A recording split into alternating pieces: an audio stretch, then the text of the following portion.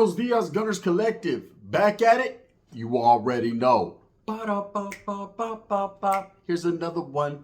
It's another one. Ba-da-ba-ba-ba. I said, what? Ba-da-ba-ba-ba. Like a motherfucking smack addict. Buy-up, buy-up, buy-up. Orale, I gotta get into it, huh?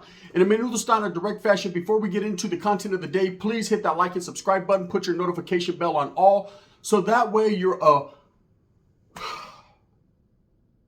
abreast of all the dope content that's coming all week. Excuse me, man. I just woke up. It's early in the morning. I'm tired, right? Been busy all weekend long, man. It's been a busy weekend. Got a lot of things going on, but I appreciate the fact that all you guys are still tuning in with me. You guys are supporting me. I appreciate that. You see that thumbnail. Guard! You see, Puton? You already know what it is, right? Who is your favorite character in the movie Blood In, Blood Out? Now, we can sit here and we can discuss it, debate it, and yell about it, and laugh about it, and cry about it, and talk about it all day long. But this is a movie, if you're a raza, that's near and dear to our heart. It's funny. It tells a good story. So let's get a little sad. Miklo did some suspect-ass things in it, as well as some gangster-ass things. But the movie is our movie. It's one of the very few that we have as raza, as Chicanos, man. It was for us, right? And it definitely was a great movie. It definitely continues to be something that is shown all the time, constantly. You can put it on TV, man, and just let it go. And it brings back a lot of memories. For me, it does, at least. Brings back a whole lot of memories. But I got to thinking about it the other day and watching it because it popped on TV. Have you ever watched it in Spanish? You got to watch it in Spanish. It hits different in Spanish. It's funnier in Spanish. ¿Por qué? ¿Por qué? Right? You know what I mean? You want to know exactly why. Who's your favorite character?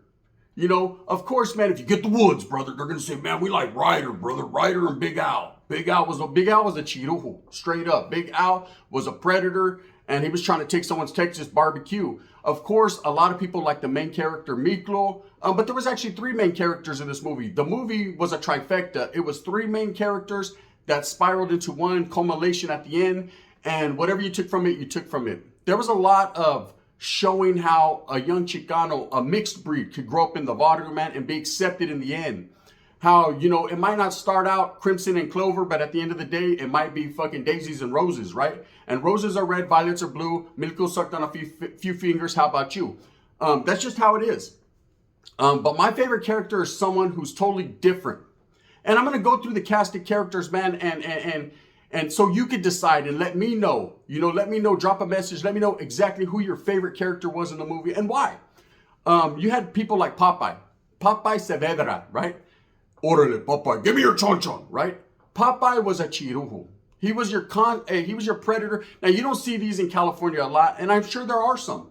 There are vatos that, prey on the weak, victimize the young, victimize people who think are susceptible to be victimized.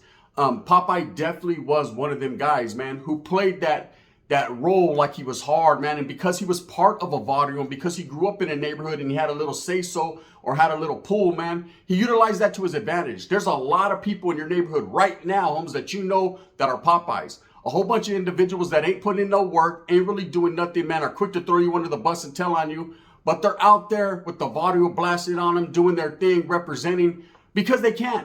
These are the guys that skate by, that get by, homes, that go into prison and play that role, or on the streets, and they play that role like they're that toughest guy in the hood, knowing damn well, homes, they wouldn't bust a grape in a motherfucking Welch factory. That's just how it is. But Popeye definitely was going to utilize where he was from, La Onda, and was going to utilize this to get in Miklo's panties, right? He was trying to get some of Miklo. And I'm sure he had got plenty of others prior to that. Tinkerbell, you always liked her, right? This vato definitely reminded me of some of the homeboys that I know. Not necessarily that are trying to get in your ejaculation, but homeboys that would definitely, man, play the tough guy role to get by. He's not my favorite character. He wasn't my favorite character because I thought he portrayed Mexicans, brown people in a derogatory way. I thought he made us look like we were all predators, or a lot of us, man, were into that, when that's furthest from the truth. Now, there are some, I'm sure, throughout history that have been into that. That's their own fucking liquiazo, homes. That's their own piss. That's their own thing to marinate in. Myself, homes, it's never been the case. But he wasn't my favorite character. Well, a lot of people's favorite character is going to be Montana, who was the shot caller, the jefe, right? the main one, La Onda's fucking boss. Montana had a lot of good inspirational speeches, and he was doing it for the greater cause of the Mexicanos, for the Chicano movement. He had the idealisms that is the reason why I joined the gang in real life. The idealisms of coming together as a gente to protect our own, to fight the oppression of those that oppress us, unity, social status of equality, all these different things, man, in his circumstances that hit my circumstances that I believed in. And that is why I joined the gang. That for the bitches, also the money, the nice cars, things like that. But at the same time, man, he said a lot of inspirational things. And I like him as a character, man. I believe that he did shed a good light on the Chicano people. He showed what a true leader is. A true leader inspires his gente, his soldados, to do the right things. But at some given time, man, sometimes you have to do bad things. I want his life, right? He wanted Big Al's life. And, in the midst of sucking on fingers, Miklo, he took his life. But I believe that he was the character that we needed to see, man, to inspire us that we could be better. We can do better, man. That prison shouldn't be the end game. Education, educate your people, educate your gente so they can go out there and get a better job, strive, do better.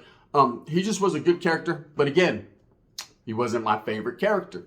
Right? Then you have Paco. Órale, Paco Ayala, Gallo Negro. Poop butt, right? And this is the reason why.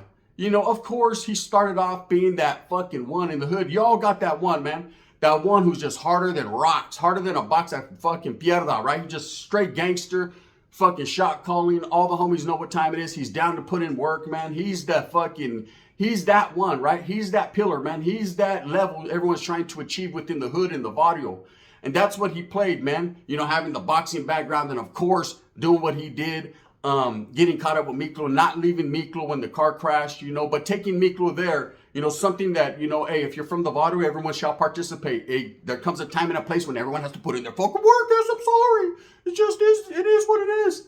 Miklo put in his work. Paco was there. But Paco was arrogant. He was an asshole. He treated his primo like shit. He had a racist bone in his body. See, he felt because his primo was a lighter shade of brown that he couldn't rap, right? Or couldn't get with that bust down music. He felt that his primo didn't have what it took, to be a part of the neighborhood, even though he was willing to make sacrifices. And ultimately, he's seen that Miklo turned out to be that one from the neighborhood. Now, that doesn't make him the bigger or the better man. It just shows that Paco was the type of character, man, that will disrespect you and hold you down because of your skin tone, will hold you down because you don't have that right look. There's so many homeboys in real life that do that. And look at it, homeboy, they got buck teeth. They were going to call him fucking jackrabbit. But that vato can't be from the barrio because his teeth tatueco and shit. He looks like that. Nah, homeboys that judge a book by its cover without really knowing where the heart's at. It doesn't matter how you look or how you dress. Well, it doesn't matter how you dress. We're trying to get bitches. Damn it, down. Step your game up. But at the same time, he was that type of individual to judge people by appearance. And ultimately, he ended up becoming a blackout. We know how that went. He turned his back on his neighborhood. He's the classic version of the first dropout. A vato who defected and went his own way and decided that all the gang stuff was not for him anymore, that he knew better, so he was going to do better. Again, that was his prerogative. He went to the armed forces and decided that he was going to take dictation from the government rather than his people, and he turned his back on his people. Now, of course, in the barrio, man, he's going to be shunned, he's going to be ostracized, he's going to be outcasted, he's going to be no longer welcome or embraced with canalismo because of that. And it shows that throughout the movie. Hey, let's get John Wayne, and we're going to get to Chewy in a minute. It shows a lot of different people's feelings towards him doing that. But ultimately, in the end, man, you have to do what's best for your familia, best in your life. And if he decided to be a placa, let him be a placa. Feed us information. They say we're going to go ahead and need that. He is not my favorite character. Cruzito. Órale, I paint your ruta like that. ¿Sabes qué? My back. Yes, you're back. Yes, I can't take nothing from Cruz. Cruz was through and through from the hood. Someone who had a lot of talent, man. Someone who could have made it out the barrio just by his own hand. Someone who was aspiring to be something bigger and shed better light. Hey, not bad for a Chicano from the barrio, eh? He was trying to bring a better light to the hood. And there's homeboys like that are homeboys that are rappers, homeboys that are spray painters, graffiti artists, homeboys that fucking run their own little stores in the hood, homeboys that give back to the neighborhood because they have talent, they know how to be good businessmen or whatever they're doing. He was one of those homeboys that you could aspire to be. Like, look, hey, the homeboy Cruzito made it, I can. We do it together, canalito, right? But ultimately, his one flaw was he was trying to bone a chick in the back fucking seat of fucking Theo's fucking what was it, a Chevrolet or whatever the fuck it was, right? Hey, don't put those things on my Theo's fucking back seat, eh? Right? And you see how it ended up. How one thing could change the course of your life. And it's happened in my life, man.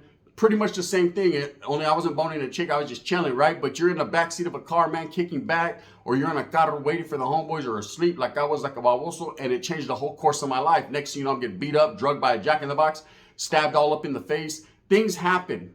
That's part of being from a hood, part of being from a barrio, man. You never know when it's going to come. You get caught lacking, and vatos are going to get you. In life, you're not always going to take the W. Sometimes you do take the elbow, man, and they're going to jump like Macho Man off the top ropes and elbow you in the throat, and it's just what it is. You have to chalk it up to the game and continue to struggle the next day. Of course, he got into the spoon, man, and that was a perfect character to show, because we all have that. I have my tío and my tía on my family, in my family that were definitely in the spoon, man, my whole life, and so I was aware of it. I got to see it in real life, in HD, right?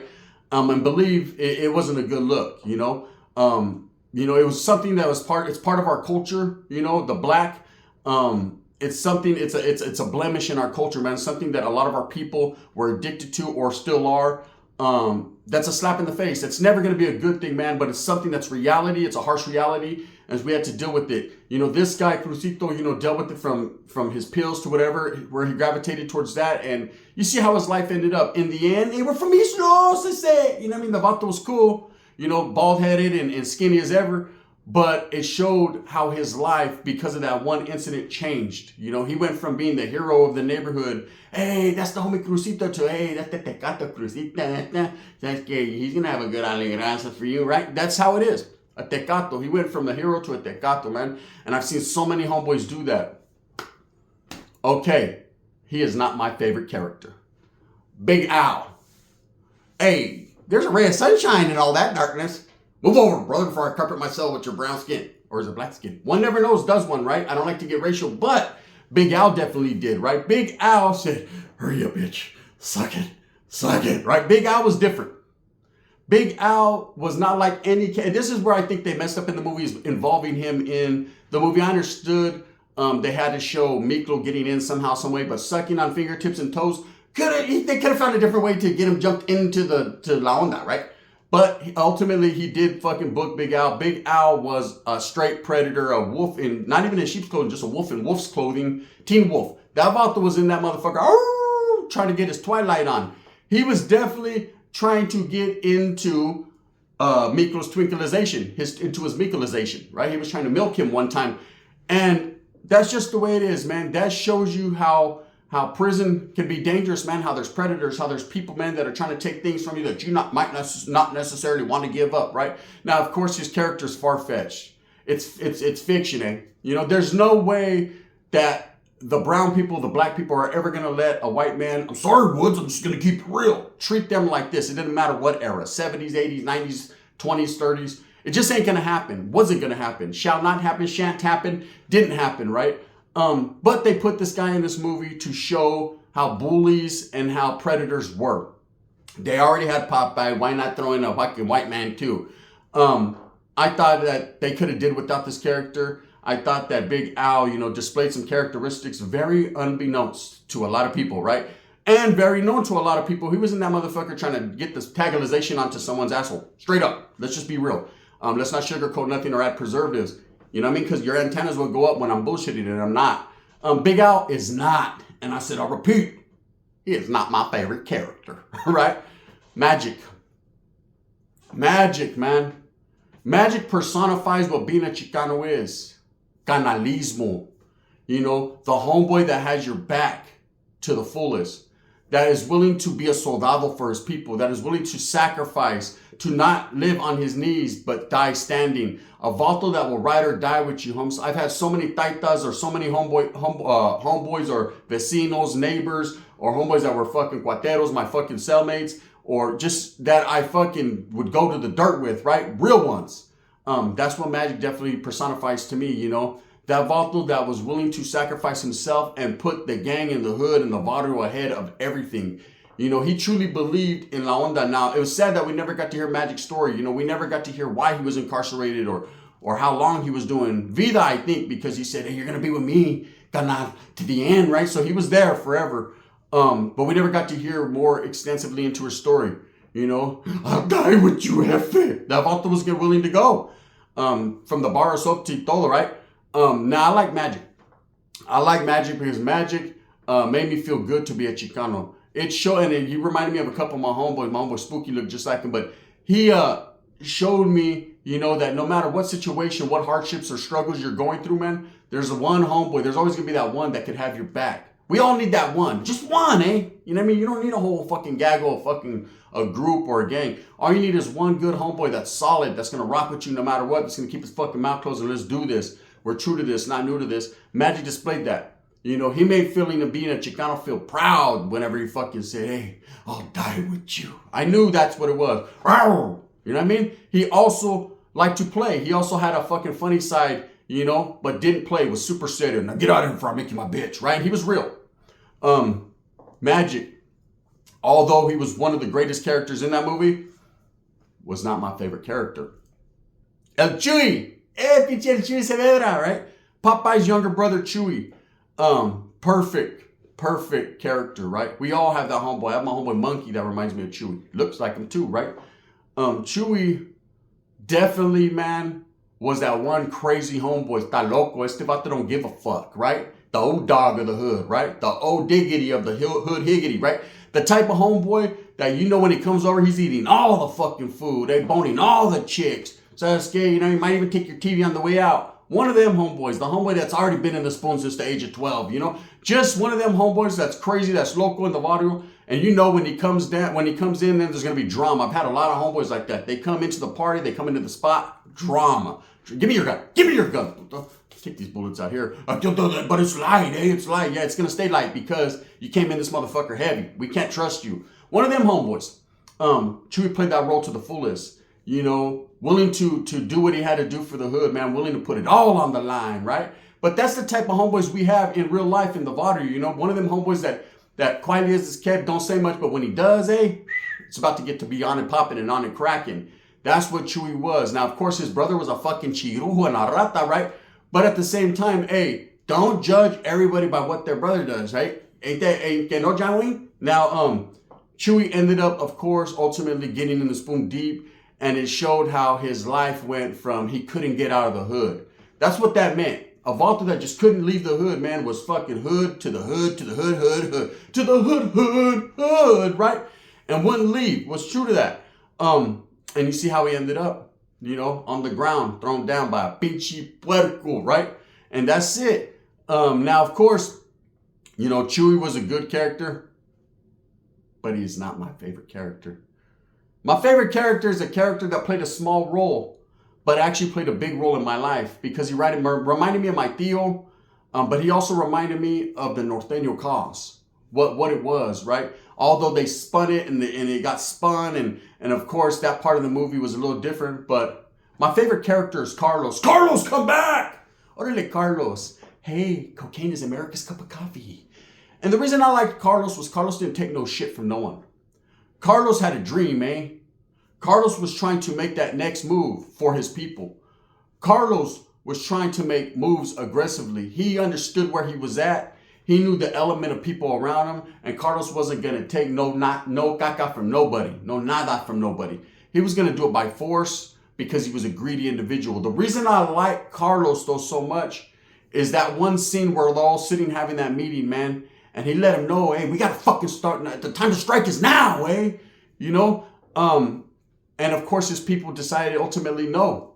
So he went against the grain. Sometimes in life, man, you have to go against the grain for what you believe in. Now, of course, his was a drug game, and of course, I don't truly believe in that, but let's just take into instance anything that you believe in, man. Sometimes you have to fucking do your own thing. Sometimes you have to turn your back, you have to go your own way. Carlos did that, man. He's always been my favorite character because he had the balls enough to, hey, the polar bears will back my play, right? And he went his own way. That right there to me is truly, what it means to be a brown man, to be on your own, to do your own thing, man. Not to have to listen to anyone else, man. True brown men, warriors, that are about their business, man, do their thing. Carlos, come back. Fuck you, puto. I'm going to get you in pockets, right? Carlos did his thing. That is my favorite character of the movie. What's yours? There's so many more, like Ryder, man. The wood, brother. Hey, come on, Ryder. Give it to us, Ryder. Come on, Ryder, right? Didn't really like him, man. He did too much. And then, of course, you had the brothers, you know what I mean? Hey, put away your fucking spear pockets. Orale, pockets, right? And, of course, we all know who the shot caller was. And, of course, they play an intricate part into the puzzle. They were not my favorite characters. But my favorite character, of course, was Carlos, man. Now, who's yours? Let me know, gente. I don't know how this movie played a part in your life, or if you even, something you watched. I remember it came out April 16, 1993. I'll never forget that date, man. I was locked up in CYA, and this one black that showed us a bootleg version of it. We did that. With that being said, I hope that you moved smooth with a purpose. I hope this got you thinking, man, and brought back some feel-good feelings, and you can reminisce. Let me know, man. Who's your favorite character and why? With that being said, I hope that you move smooth with a purpose. Enjoy this week, man, and get everything that you want coming to you. You already know what it is, man. Move smooth with that purpose. Thumbs up or thumbs down. If he's going to be the head, then where's the crown? I'm going to continue to strive and struggle and strive for what I truly and honestly believe in, and that's the coming together of all people. Who's your favorite character, blood in, blood out? Bang, bang. Carlos!